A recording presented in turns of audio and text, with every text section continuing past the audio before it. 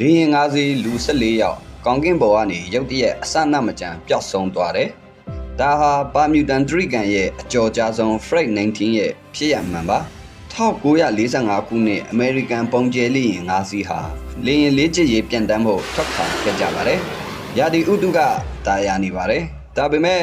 ပါမြူတန်ဒရိကန် area ရဲ့ရောက်တာနဲ့ရုတ်တရက်တန်လိပ်အိမ်မြောင်တွေဟာပုံမှန်အလုံးမလုံးတော့ပဲ